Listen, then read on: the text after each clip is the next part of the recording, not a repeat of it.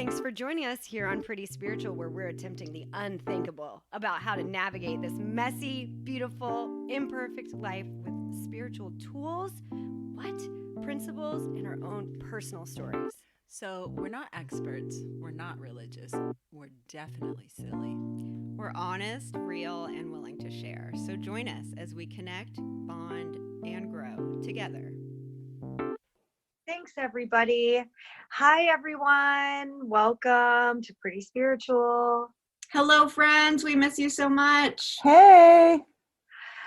I'm Lindsay Pony, and we're all calling in via an internet platform today, hoping that we are going to be able to share an episode with you.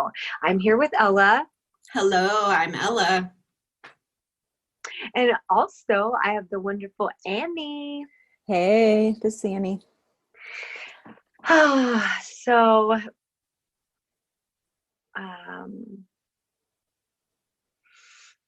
yeah, we've turned off our videos and we're attempting to connect, and it's over the phone. And so really, I'm just sitting in here, not alone, but alone together and feeling, just that I want to connect, and we're hopeful to connect with you. And today we are going to attempt to talk about the topic of how to calm down, or calming ourselves, or using our bodies to ground ourselves in uncertain times or turbulent emotional storms. Oh, those are my fave. Oh, goody. Also, I thought of the terms of embodiment is a way. Some other terms are grounding. Another very cool one that Ella brought up when we were talking about this conversation was earthing. Real thing. Tell you all about it later. Real thing. Very cool. And I was, as we're all quarantined or sheltering in place, as has been requested for us to do, I guess it made me realize how disquiet and calm I truly am.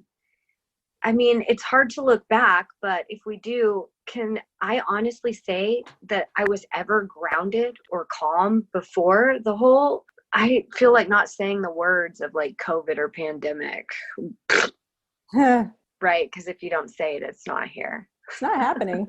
I think that works pretty well, for a while. We're just choosing to call in to each other and not hang out. Denial is a real spiritual tool. I feel like we visited that territory in the past and it's still valid. So. Still will continue to visit that. Mm-hmm. Yes, we will.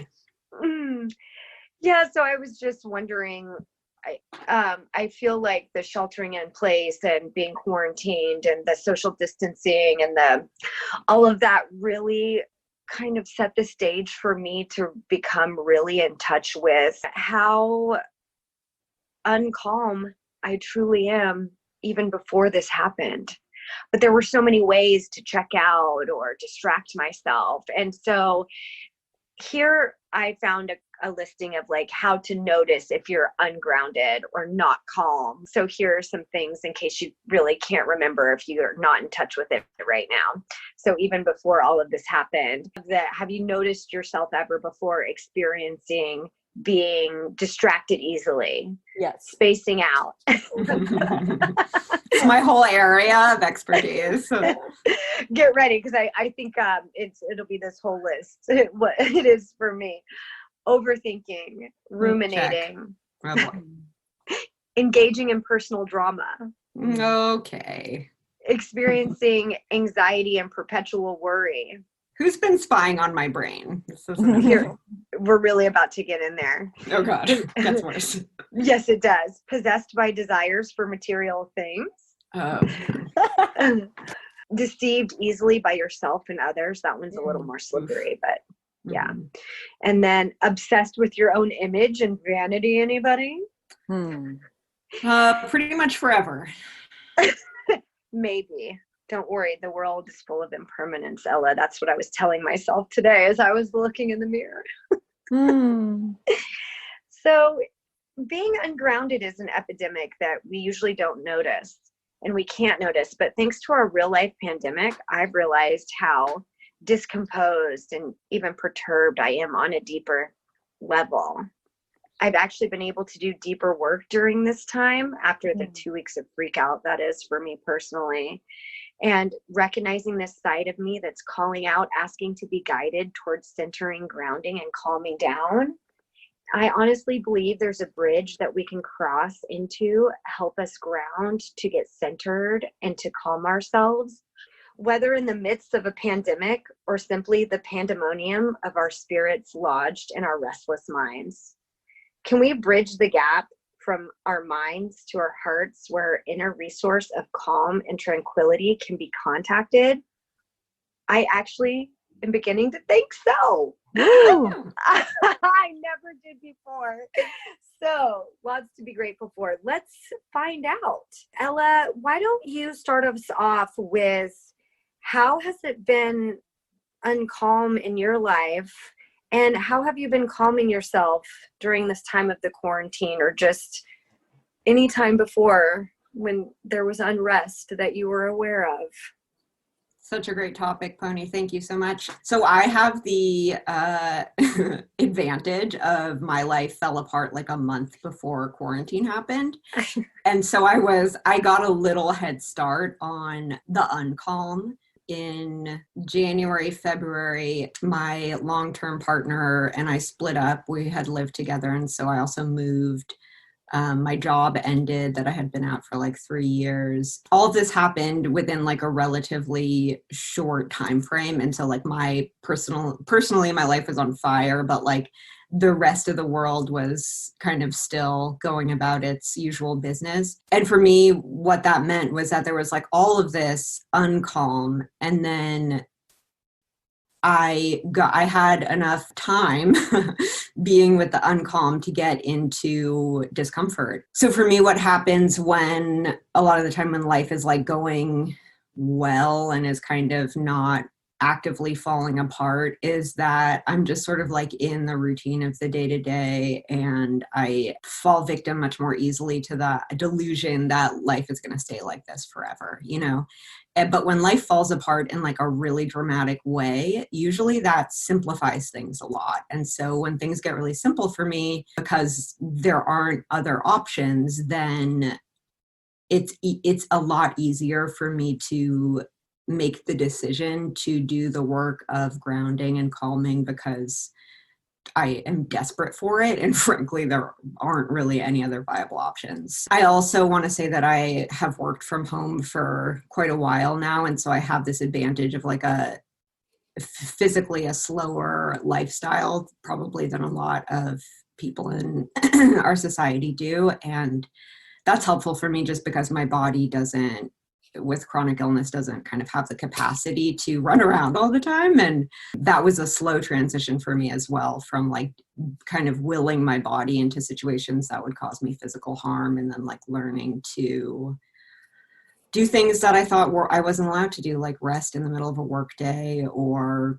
cancel plans at the last minute, etc. So okay, how have I been calming myself? One kind of a spiritual shift that's been happening for me in the last few months is going from essentially feeling like put on my heels by others and the needs they have and the requests they have of me, versus like really grounding down into my own power and authenticity. And so that's something that has been so alive for me during this quarantine period, is that frightening things will happen and I'll feel myself like pushed back onto my heels, so that I kind of have that feeling of like I'm falling and there's nothing underneath me.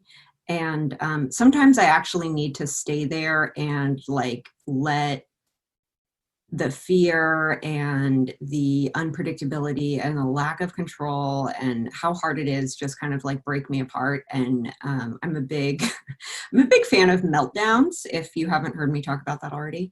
So sometimes I think there's like real value in letting yourself fall apart and feeling and expressing all of those sticky emotions and kind of releasing them.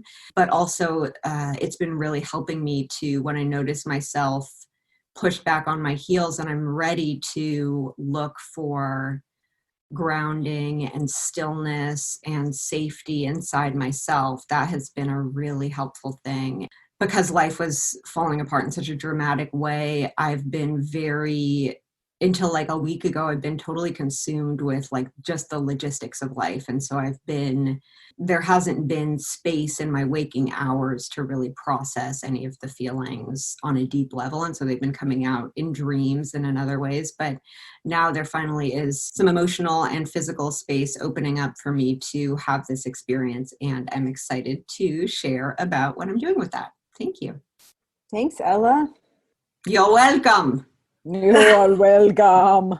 Okay, thank you so much, Ella. I appreciate that. For me, during this time, I don't know if it had anything to do with everything that has happened. My life hasn't changed very much. I work for insane people who pretend that this isn't happening. So I am just pretty much going through life the same, working. You know, there has been things that look different, and the way that we behave going to grocery stores and whatnot is different. And I have more weird feelings. There's a lot more weird shame present, I think, because if it were up to me, I would be just staying home this whole time. So that's some extra stuff that I've had to deal with. But other than that, I haven't really, I've been fortunate enough to get paid. I'm fortunate enough I personally don't have my own children. I raise other people's children as my job. And I'm just really thinking about all the sweet family units and people who have really had to, I'm just sure are struggling right now with having to wear so many different hats, like try to work from home, try to parent from home, try to be a school teacher now, try to Oh my God, I know. tend to these young children's emotional bodies when there's so many restrictions here now. And I really just want to, take that moment and think about all the people that are really affected besides the people who are sick and dying. Even if we aren't hearing about it, it doesn't mean that it's not happening. And so confusing with all of I just don't watch the news. So that's one of the ways that I'm a tool that I have that seems to help me very much. So I've been doing a lot of really deep insight work though previous to this. And obviously I'm on a spiritual journey trying to grow and get to know myself, and especially my shadow side. So this seemed like a really big catalyst for me to be able, I've felt like it's really almost kind of like a retreat where you go for like 10 days or 30 days, should we say. It's like day 30 now. And it's the same thing is kind of happening every day. So I've really got to see myself and my thinking and my mind. All of these distractions, just like I was talking about in the introduction, have been taken away. And so to really see my mind at unrest has been almost, I don't want to say it's surprising, but I guess I was just using so much blame in other areas. It was easy to just kind of blame or not feel. That was what I've really been noticing, is that I thought before I would just swallow down these things that I didn't want to believe, or I didn't want to be true, or I didn't know how to deal with, or I really find myself pushing away the discomfort or like fighting with. For so long, my strategy has just been not to feel, not to talk about, and then certainly not to actually trust my reality of what's going on. Because those are my old strategies for surviving, they are now my habits and how I live. And so this time has really, although it's been incredibly uncomfortable because of the repetition of over and over again, and mainly being with myself, I have really got to get to know this unrest that lives within me. And I think a lot for me really is in my thinking mind. And I didn't realize it, but I'm kind of addicted to just thinking and planning and thoughts and pushing away the feelings and pushing away what I don't like. But then the thinking and the what to do and the planning. And today in meditation, I noticed another kind of sneaky way that I get out of this, what I want to call being like bodyful in my body, is to really plan on helping others. And isn't that so perfect? My codependency part is also in there, also just, adding fuel to the fire of like, oh, this is good for your mind to think this way, because you're going to be helping other people, and it's just more of that, getting away and pushing myself away from what's here, which is, in various different forms. I need to work to calm myself and to remind myself that in my body and in my heart, it's a safe, calming place. Mm-hmm. But I am so addicted and used to just being in my mind and being in the thought process and just planning and doing, and whatever form it takes of that day, of what it's going to look like for me to be productive or useful or getting things done or being better. I am now getting to see that like that is the unrest and the disquiet, and it's adding more fuel to this fire of not being okay. And what I want to talk about when I get to the tools is how to recognize this and how to hopefully become more bodyful. So that's my plan later. Bodyful.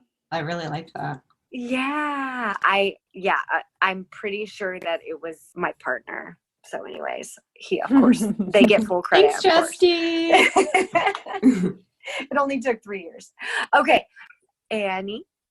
Thank you so much. And Pony, I loved when you were calling out what I call a character defect of the people pleasing. And lately I've been thinking too about how the things that are my biggest challenges, like my people pleasing, can also be one of my greatest assets if I just learn how to shift and channel it in a different way.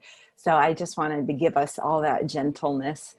And I was also thinking how it's hard to do this podcast without looking at Ella and Lindsay, because we usually record together in a room and there's an actual energy that I can feel between the three of us just physically being together. But then I had this realization that us doing this over headphones and without being able to see each other is actually how listeners experience us. And so maybe this is kind of neat because we get to see what it's like to just be part of that experience. Pony, I really love this topic. And miraculously, the quarantine is the most grounded that I have felt in months, which I know is kind of a controversial statement. And I promise not to hiss at you too much. And I also want to give a shout out to people who, like Ella was saying, I work remotely and my wife does too. And so we have the privilege of our work not being impacted by this. And the way that financial fear can be ungrounding is really hard. And so I just want to send love out to anybody who's experiencing that right now, or health things, or like Pony was talking about with the family dynamics of having to care for kids. Like this is a really destabilizing time in a lot of different ways. And so when I share that this is the most grounded that I've felt, I also want to acknowledge that there's obstacles that some people are up against that I'm not having to face right now. And I wish everybody peace and safety. So this is the backstory of why I feel grounded in the midst of a global pandemic. I've shared a lot on this podcast of being on an SSRI, which is a type of medication for anxiety, and that I was on it for 6 years. And I also shared very triumphantly, I'd like to note, that I have been weaning off of it and successfully. And then I shared that I was completely off of it. So I weaned off of it over 6 months. And I felt super proud of myself, like I had accomplished something and that I had like kind of healed in some way. And it was really interesting because over the 6 months of coming off this SSRI, it was, through mid 2019 to the end of 2019, I didn't notice the subtle way that fear and anxiety and obsessive thinking, which for me, obsessive thinking looks like really intensified, narrowed focus on negative topics, like I'll take one topic and just hang on to it. So those things were gently creeping back in, and that lack of grounding or that inability to self-soothe or get out of fight or flight was starting to go away from me, but I didn't notice it because it was happening really slowly. And in retrospect, now I've been able to go back and look at journals and see like over 6 months how it was changing. But that was how I'd lived for decades before I started taking the SSRI, of this like state of fear all the time. And when I first started taking it, it worked right away. And I was like, oh my God, is this how people's brains work? Is this how they feel? Are they not constantly in terror? So I was getting more and more ungrounded and like ruminating, stuck on ideas. And then fast forward to January, I had a really bad panic episode, and some PTSD symptoms were reemerging in some very alarming ways. And so with medical help, I decided to go back on the medicine. And right as I did, that's when shelter in place started happening in California. All of a sudden, it was like the 6-7 months of like feeling all that fear and that panic and that stuff that I didn't have control over. Like it was just how my brain works, apparently. That went away, and I was just kind of returned to a normal state of having a sense of balance. Going back on the medicine, I struggled like I'd failed. But as I began taking it again, this is the greatest gift that I've ever given myself, because as this really truly scary thing is going on, like this pandemic and this kind of global sense of lack of control, I actually had a baseline of being safe in my own body, so that when outside stuff scared me, I could use tools and they would work, whereas before it was like I didn't have any inner stability. So I'm going to share some tools that work for me now, because I do have that baseline of stability when we get to the tools section.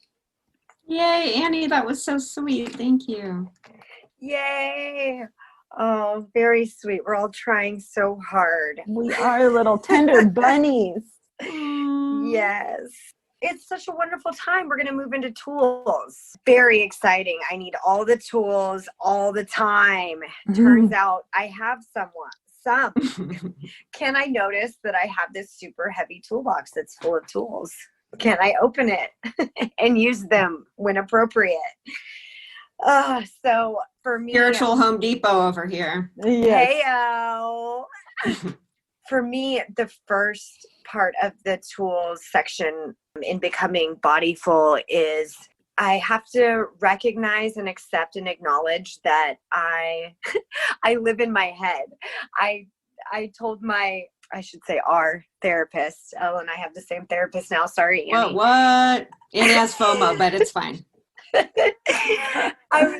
I was telling her as we were working through this week, I said, I just want to be a walking around torso, instead of this floating head.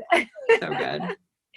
And it's so great because with that realization that I am oftentimes constantly lost in thought, distracted, just from all the list of what I was talking about in the introduction, check, distracted, spaced out, ruminating, personal drama, vanity, so my floating head that I'm in, the first step for me is to recognize that that's going on, and it's okay that it's been years and years and years and years and years, and that that this is a practice and it's a journey and a process. Recognizing that I'm locked in my head or not calm, right? Because when I'm in that thinking thought process, it's not calming. It's not soothing. And I've got a lot of things going on from here to there. And so getting to know one's specific type of unrest is also a really big piece of this. For me, also to see how I act out when I'm not grounded has taken me a really long time. And for many years, I was in non-acceptance that my tone and my aggression are actually the signposts that are letting me know that that I'm actually living in my head and in this addiction to my thoughts. And that's been the really big piece for me that's taken a long time. So getting to know myself and what my personal cues, that becomes the doorway for me to start the practice of attempting to become bodyful. So instead of being lost in thought, being distracted, all of the things, noticing the signs, or even being able to listen to some of my closest people who are my mirrors to let me know.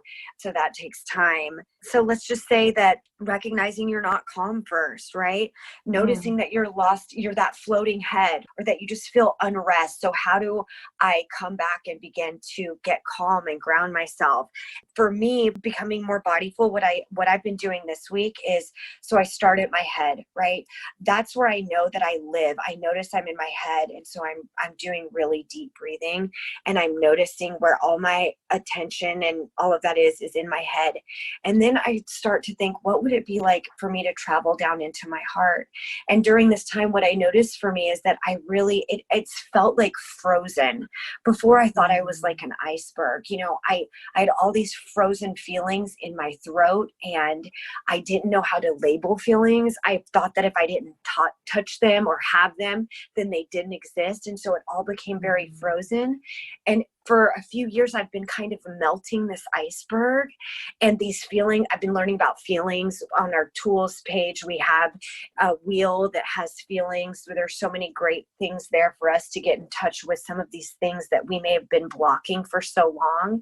And that's what I did. I would swallow these feelings, and I would swallow it down.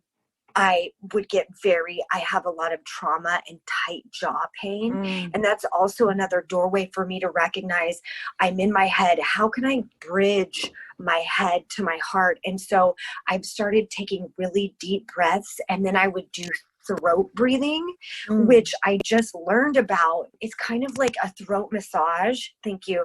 Instead of just breathing in and out of my nose and kind of being stuck in my head, I started doing in my meditation where I would breathe in, and then I would breathe through my throat, like the throat chakra, and then I would get down into my heart.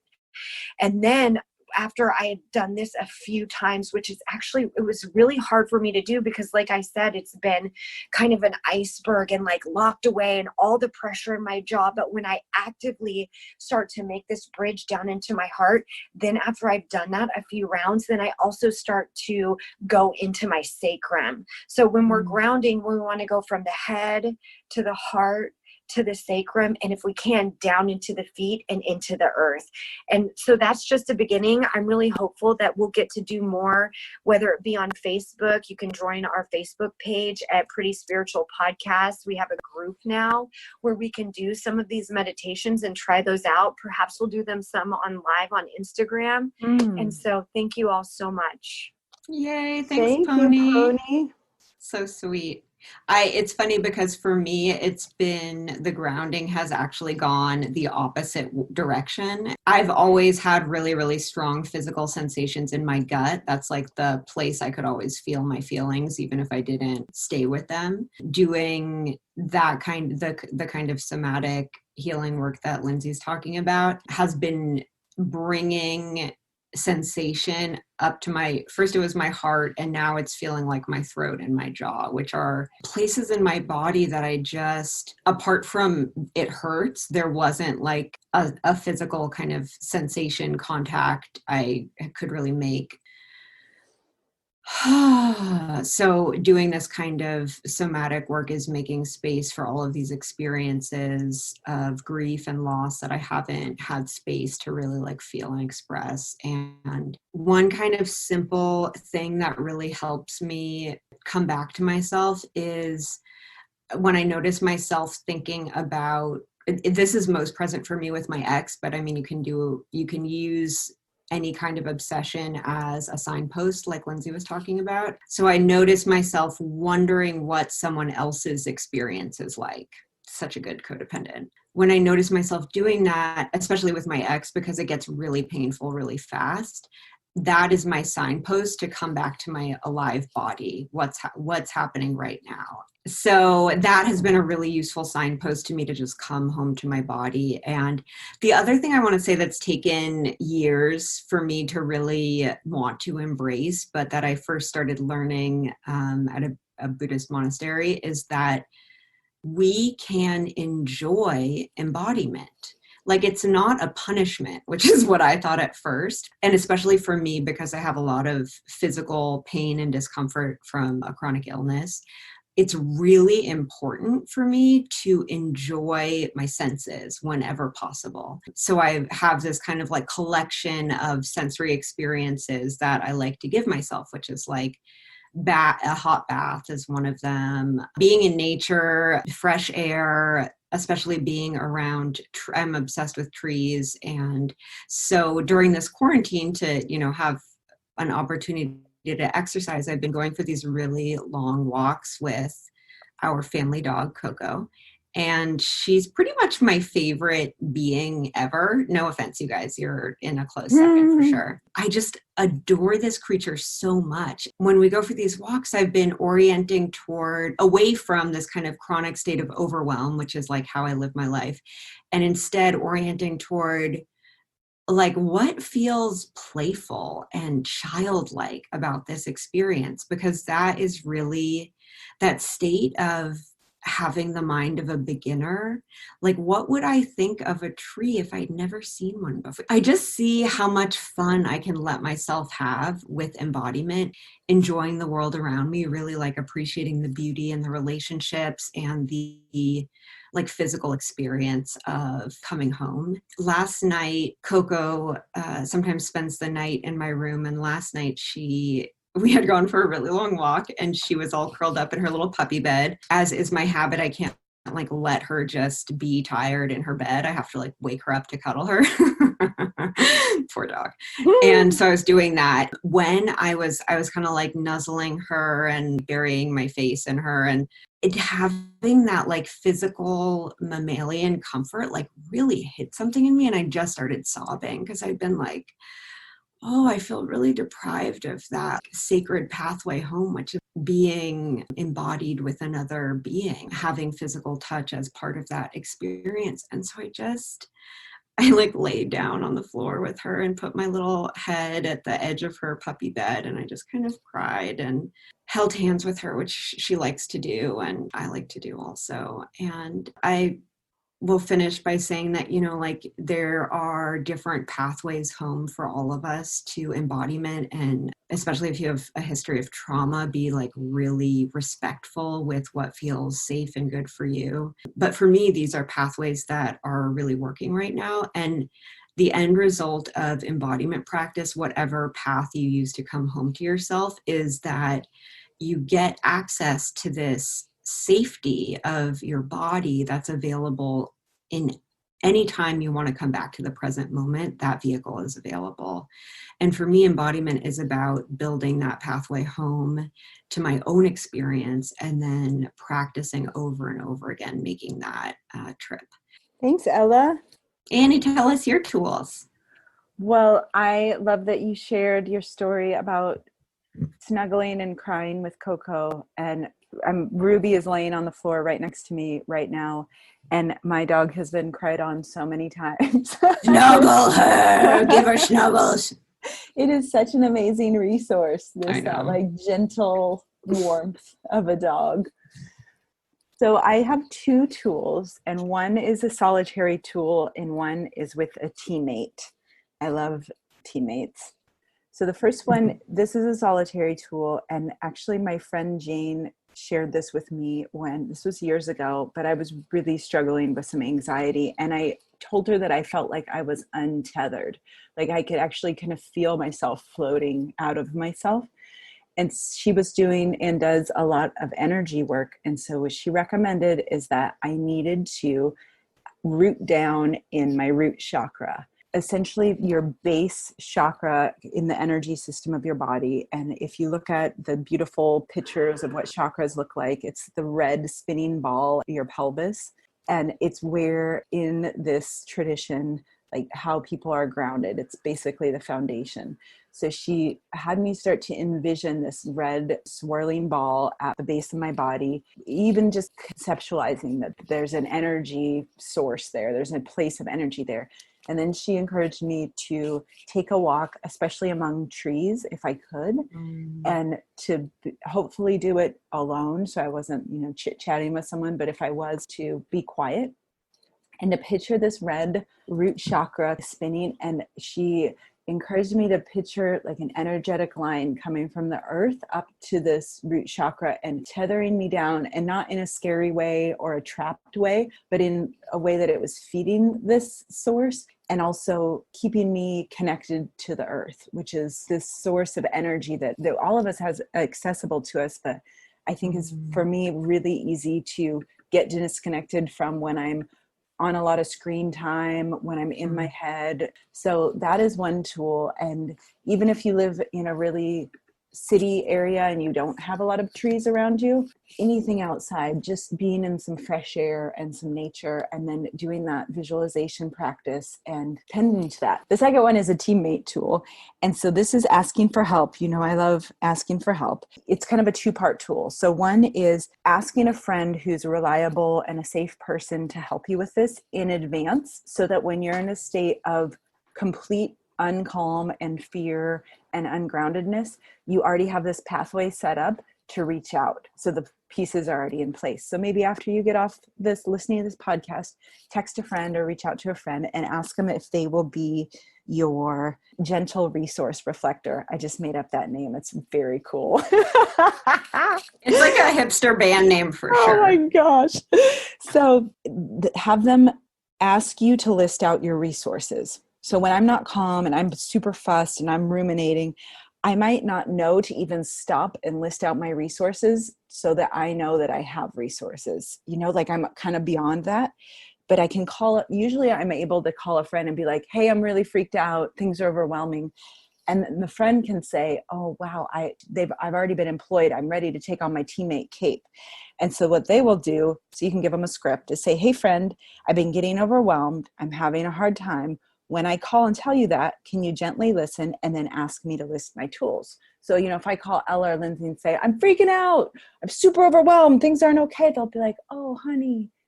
And then after they listen, they'd say, maybe could you list some of the tools that you have available to you? What are some resources that you have?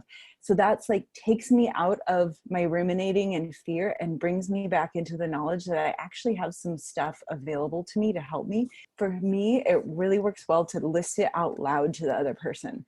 And sometimes that makes me crabby because I'm like, I'm not a toddler. I don't need to list things out. Of course I know them and you know. But I just... Actually, we're our toddlers. Yeah.